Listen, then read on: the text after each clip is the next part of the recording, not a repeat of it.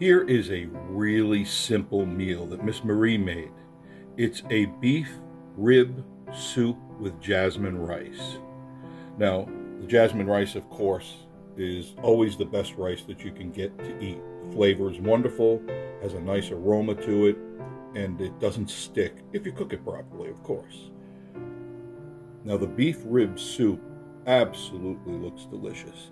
That is Napa cabbage, by the way, not regular cabbage, because regular cabbage is a little too odorous. Napa cabbage does not have that smell of cabbage. There are potatoes in there, green beans, onions, and nice ribs that are boiled and cooked to perfection, falling off the bone perfection. Now you can put it in a soup bowl like Miss Marie has, or you can put it in a plate like I have.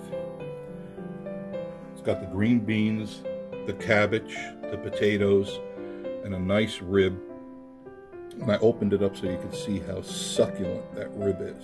And that literally, you can pull it off with your fingers. That's how tender it is.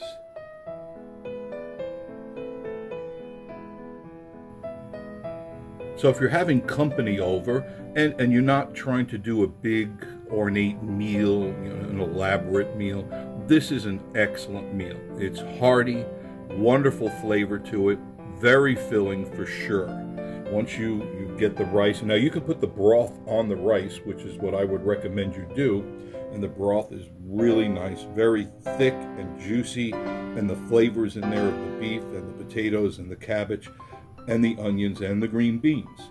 Wonderful, wonderful meal, inexpensive to do, but definitely a taste-tempting treat that your family will love. Cooking with Miss Marie.